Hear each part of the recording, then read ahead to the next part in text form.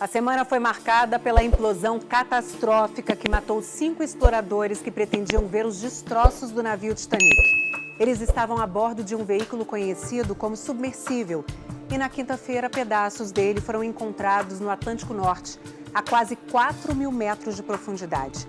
O Fantástico conversou com um dos descobridores do Titanic, localizado no fundo do mar em 1985, e também com quem passeou no submersível ano passado.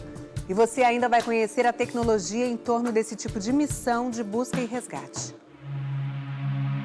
A 3.800 metros, nas profundezas do Oceano Atlântico, dorme para sempre um gigante. Um navio inaufragável, diziam na época da construção do Titanic. Mas em 14 de abril de 1912, o capitão, depois de ignorar os alertas de mau tempo, ordenou máquinas a todo vapor, como mostrou o filme do diretor James Cameron. E na escuridão, por volta de 11h40 da noite fria, o Titanic colidiu com um enorme iceberg. Iceberg, bem à frente! Mais de 1.500 pessoas morreram. Ali começava a ser traçada uma história que liga um navio do século passado a um submersível pequeno, que começou a operar há apenas 2 anos, o Titã, que implodiu esta semana, provocando a morte das 5 pessoas a bordo.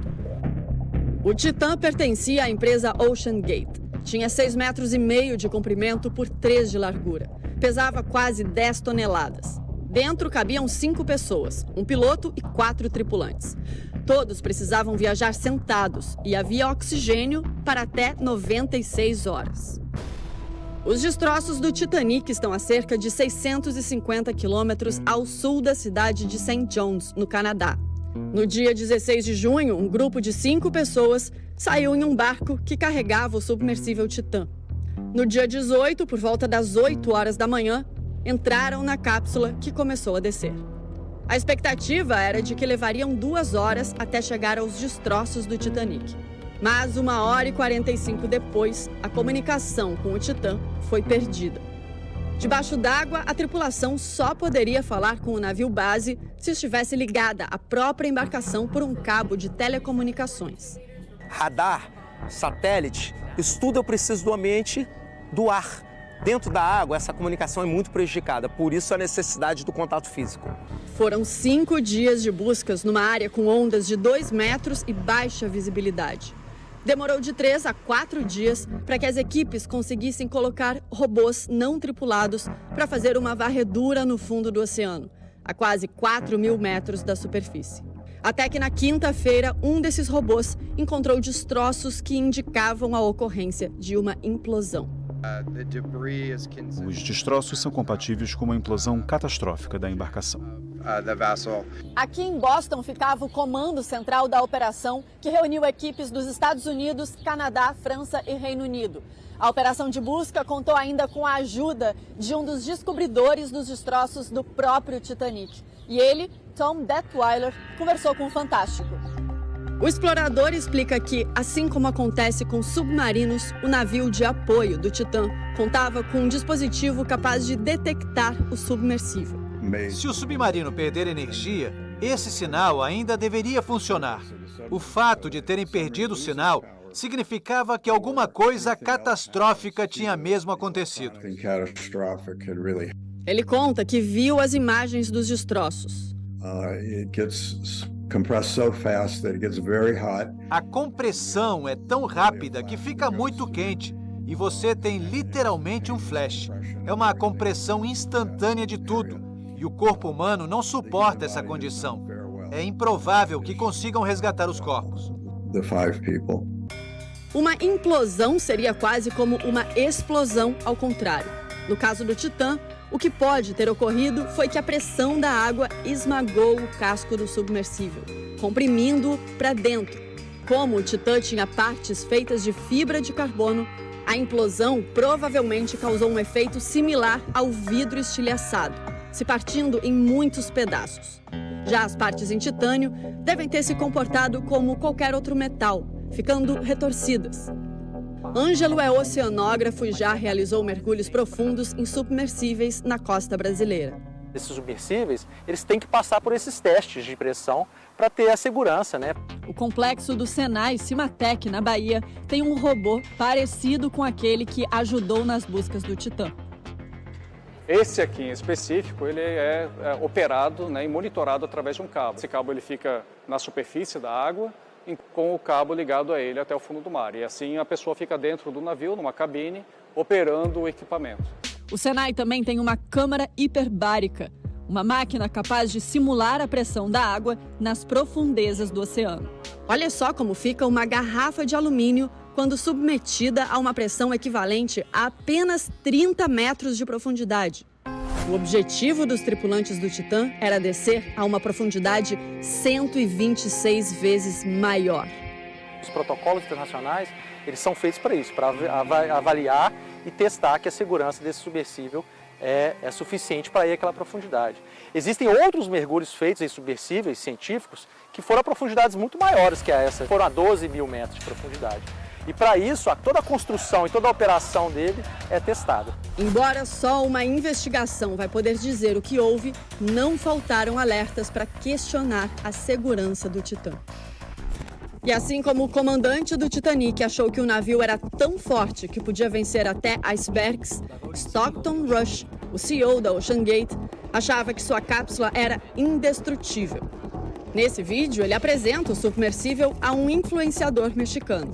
O dome dianteiro é feito de titânio com quase 9 centímetros de espessura. Ele é aparafusado a essa outra parte de titânio que é colada nessa parte de fibra de carbono.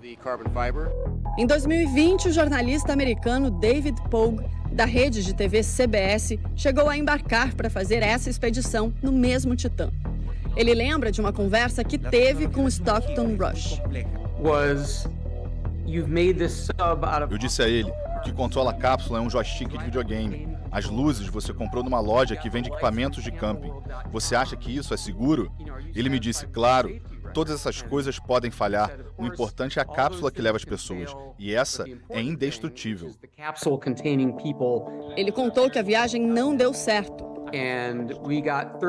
Chegamos a 11 metros de profundidade e houve uma falha mecânica e tivemos que subir. Fiquei apavorado. A OceanGate ignorou uma série de preocupações levantadas por especialistas. A fibra de carbono misturada com titânio tem uma regra que diz para não fazer isso e, bom, eu fiz. Em 2018, uma carta assinada por integrantes da comunidade científica americana foi enviada a Stockton Rush, alertando dos perigos do Titã. O engenheiro Bart Camper, que trabalha com design de submarinos, foi um dos signatários. Eu sou o cara que pulava de aviões para testar explosivos e eu não entraria no Titã. Uma das preocupações era com o material escolhido para a cápsula principal do submersível. Estavam tentando deixar o submersível mais leve. Para isso, usaram fibra de carbono. Esse material já foi usado em corridas de carro e no espaço, mas nunca desta maneira para submarinos. Para conhecer os destroços do Titanic viajando no Titã, era preciso desembolsar $250 mil, R$1.200.000. Stockton Rush tinha mania de grandeza. Herdeiro de uma grande fortuna, queria ser o pioneiro na transformação dos destroços do Titanic em destino turístico. Confiava tanto no Titã que ele mesmo estava na expedição que terminou em tragédia.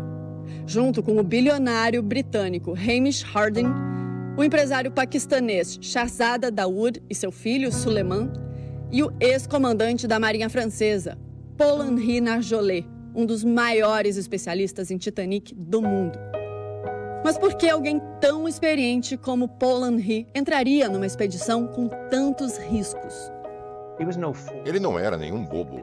Ele era o senhor Titanic. Se ele suspeitasse de algo errado, ele não iria. O jornalista Michael Gillen já viajou até os destroços do Titanic num modelo de submersível diferente, de outra empresa. Depois de 2 horas e meia, nós atingimos o fundo. Era como se a gente tivesse pousado na Lua. E logo depois eu vi algo incrível, nunca vou esquecer. O piloto disse: É o Titanic. Nós paramos e rezamos. Ele, que também é físico, chegou a prender um copo de isopor em uma bolsa do lado de fora do submersível para ver o que a pressão da água faria em grandes profundidades. Esse copo parecia com esse outro, e olha como ficou. Mas a experiência quase tirou a vida dele. A gente bateu no propulsor do Titanic. Ficamos presos entre as hélices. Foi facilmente o momento mais aterrorizante pelo qual eu já passei. Depois de pelo menos 30 minutos, o capitão conseguiu liberar o submersível. Uma coisa que eu percebi mesmo depois da minha viagem até lá é que não se trata apenas de um naufrágio. Aquele lugar não é um parque de diversões, não é apenas um pedaço de metal lá embaixo. Aquele lugar é um cemitério. Eu ganhei uma segunda chance.